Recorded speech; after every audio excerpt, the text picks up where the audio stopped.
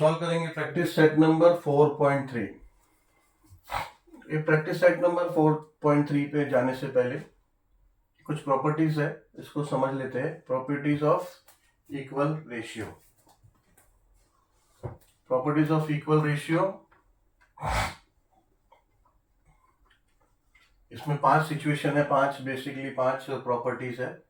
अभी यहाँ पे फिफ्थ वाला कवर नहीं होगा। Let us finish this 4 and then we will shift to fifth one because that is little bit lengthier. तो अभी इसमें कैसा है, इनवर्टेंडो पहला प्रॉपर्टी है। इनवर्टेंडो, इनवर्टेंडो मतलब the word itself says inver, inverse है ना, इनवर। तो अगर a upon B is equal to C upon D है देन इनवर, इनवर्स हो जाता है वो। b upon A is equal to D upon C, देखो इनवर्स हो गया। b ऊपर न्यूमेरिकल में वो न्यूमरेटर हो गया एंड a डिनोमिनेटर हो गया। Same other side. Alternendo, alternendo में if a upon b is equal to c upon d then अभी a upon c is equal to b upon d। इसमें क्या हुआ, आपका ये b यहाँ चले गया, ये c यहाँ नीचे आ गया। ठीक है, ऑब्वियसली कैसे होता है वो आगे अपन डिस्कस करते हैं। कॉम्पोनेंडो, कॉम्पोनेंडो में a upon b is equal to c upon d then a plus b upon b is equal to c plus d upon d and dividendo में a minus b upon b is equal to c minus d upon d। ठीक है, ये कैसे होता है देखो, ये देखो if a upon b is equal to c upon d then आगे क्या, अगर क्रॉस मल्टीप्लीकेशन करेंगे तो क्या होगा, ये हो जाएगा a into D is equal to c into B. ऐसा हो जाएगा क्रॉस मल्टीप्लीकेशन करेंगे तो।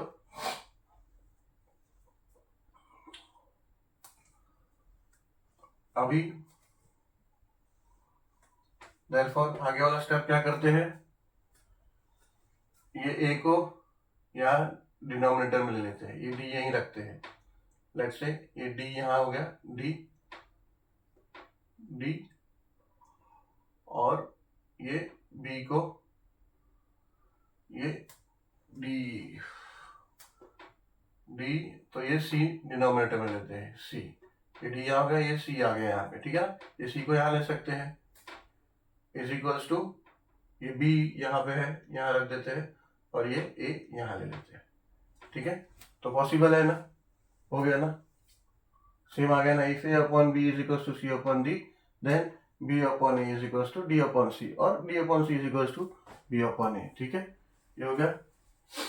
ऐसे ही यहाँ पे if a upon b is equals to c upon d then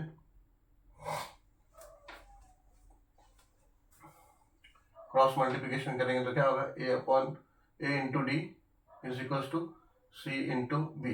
ठीक है, अभी हमें क्या करना है, a यहाँ रखना है, देयरफॉर a यहाँ रख दिया हमने। ठीक है, ये c यहाँ ले लिया, ये न्यूमरेटर में ए सी आ गया इक्वल्स टू ए बी यहाँ रख लिया और ये डी हो गया डिनोमिनेटर में।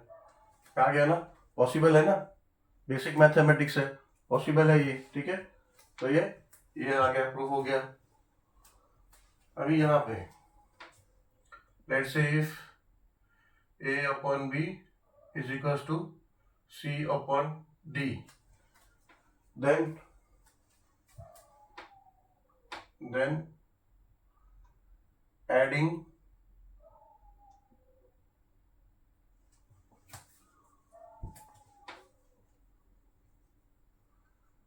adding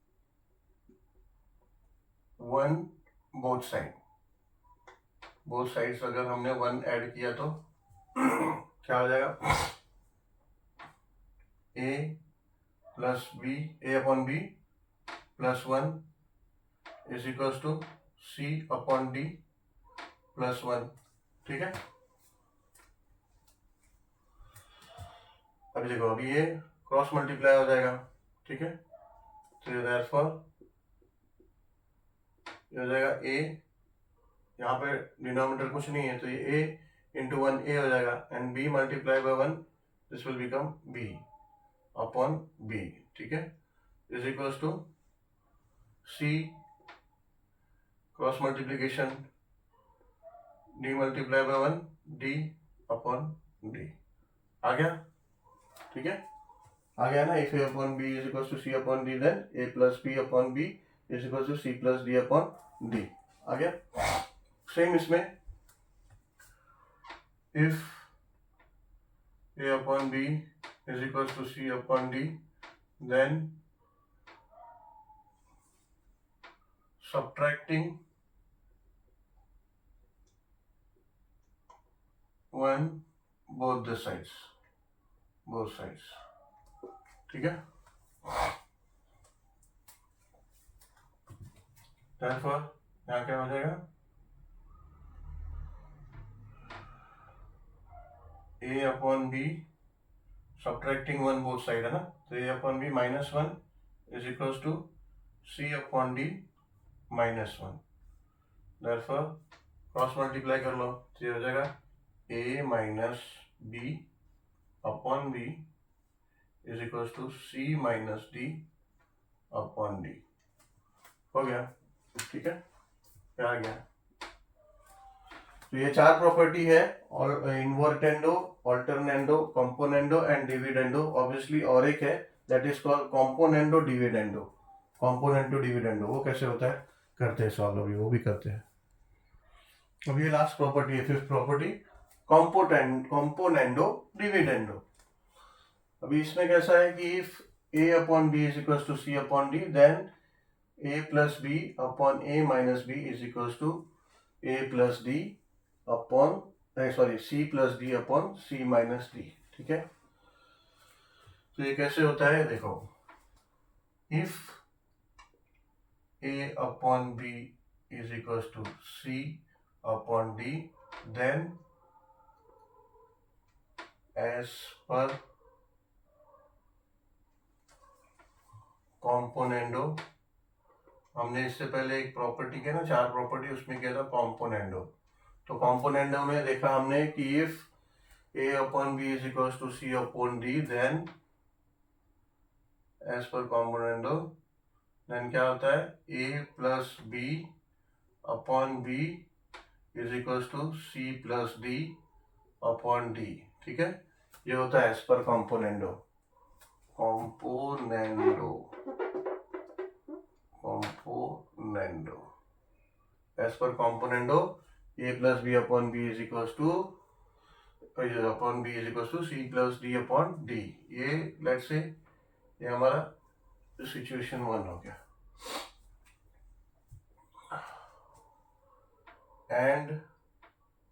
and if a upon b is equal to c upon d then as per component is so and so, and then as per dividendo a minus b upon b is equals to c minus d upon d, ठीक है। ये हमारा equation number 2 हो गया, ठीक है। तो therefore from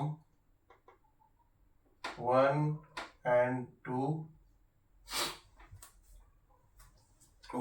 में करोगे तो ये क्या हो जाएगा, a plus B upon B upon a minus B upon B is equal to c plus D upon D upon c minus D upon D, ठीक है।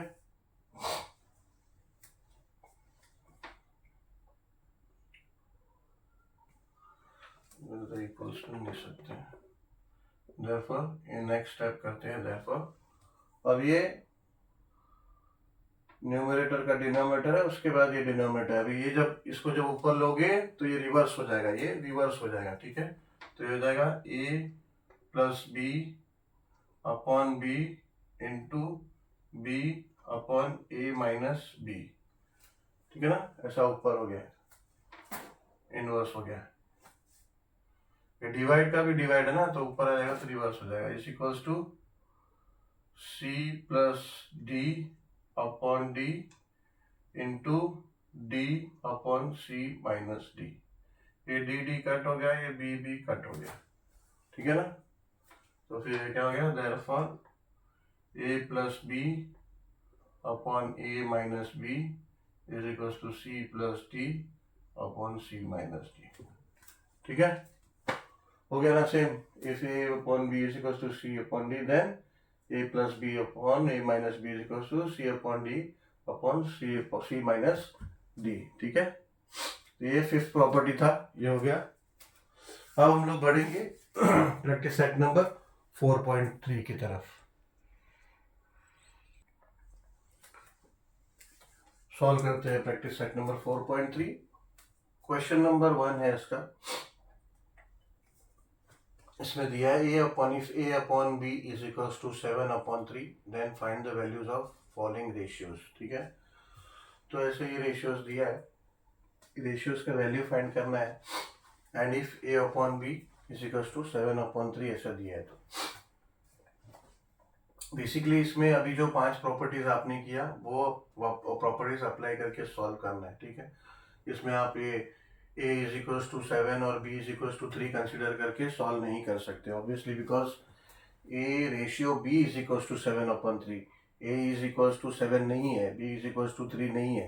That's why you can't put that value and find your answer.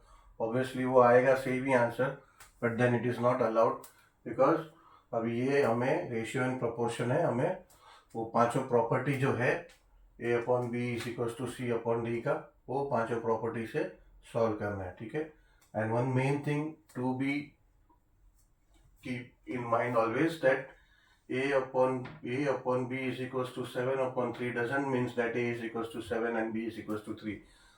मैं हमेशा शुरू से बोल रहा हूँ कि इन रेशियोज में always there is an X factor with this, वो हमें वो उससे रिड्यूस होके हमारा ये टर्म आता है। ठीक है, या फिर मल्टीप्लाई करके दूसरा टर्म आ सकता है। ठीक है, तो अब ये देखो, इसको फर्स्ट पार्ट, और ऐसे 3-4 रेशियो है, we will try to solve 2 at a time.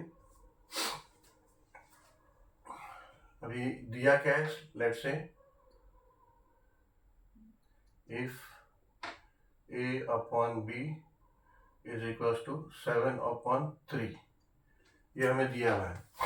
अभी हमें क्या करना होगा, ये जो दिया हुआ है a upon b is equals to 7 upon 3, इससे हमको इसी में कैलकुलेट करके हमें ये लेकर आना है। ठीक है,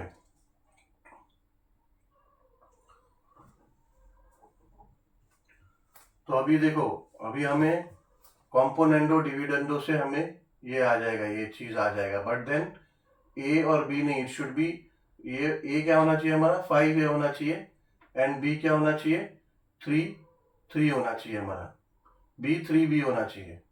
ठीक है, तब होगा। तो हम लोग क्या करेंगे, हम लोग करेंगे मल्टीप्लाइंग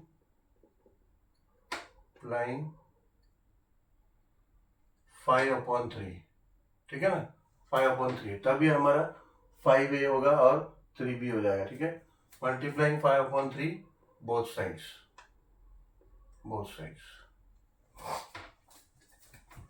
देयरफॉर जब मल्टीप्लाई करेंगे तो क्या होगा, a upon B into 5 upon 3 is equal to 7 upon 3 multiply by 5 upon 3। ठीक है, अब ये हो जाएगा 5a upon 3b is equal to 35 upon 9। 7 5 are 35 and 3 3 are 9। हो गया। ठीक है, अभी देखो, अभी ये हमारा हो गया 5a जो है ये, अभी ये a हो गया, ये पूरा पार्ट a हो गया, ये पूरा b हो गया। ठीक है, अगर ये a और ये b हो गया तो अभी ये लाना आसान है, अभी ये आ जाएगा हमारा। ठीक है, तो ये a हो गया, ये b हो गया, ये c हो गया, ये d हो गया। कॉम्पोनेंडो डिविडेंडो क्या बोलता है, कॉम्पोनेंडो डिविडेंडो बोलता है कि a upon b is equals to b upon c, then as per componendo dividendo, if a upon b is equals to C upon D, then A plus B upon A minus B is equals to C plus D upon C minus D. ये हमारा componendo dividendo बोलता है। तो फिर ये हो जाएगा therefore ए क्या हो गया 5a प्लस बी क्या हो गया 3b अपॉन ए 5a हो गया माइनस 3b, ये हमारा b है, ये हो गया इज इक्वल्स टू सी क्या है 35, तो हो गया सी प्लस डी क्या है 9 अपॉन सी माइनस 9, सी माइनस डी यानी 35 माइनस 9, ठीक है। तो ये हो जाएगा therefore 5a minus 3b upon 5a plus 3b upon 5a minus 3b will be equals to 35 plus 9 क्या होता है, 35 प्लस 9 होता है 44 अपॉन 35 माइनस 9, 35 माइनस 9 हो जाता है 26, ठीक है। अब ये 44 अपॉन 26 रिड्यूस हो जाएगा, ये हो जाएगा 2 22 एंड 2 13, ठीक है। तो ये हो जाएगा इज इक्वल्स टू 22 अपॉन 13, ये आ गया हमारा आंसर। हमें फाइंड क्या करना था, then if a upon b is equals to 7 upon 3 then find the values of following ratio. तो ये पहला रेशियो का वैल्यू, इस रेशियो का वैल्यू हमें फाइंड आउट करना था। तो ये आया फर्स्ट रेशियो का value which is equals to 22 upon 13, ठीक है। अभी उसको 1 बाय 1 ही सॉल्व करते हैं बिकॉज वो इतना स्पेस नहीं है, 1 बाय 1 ही करते हैं।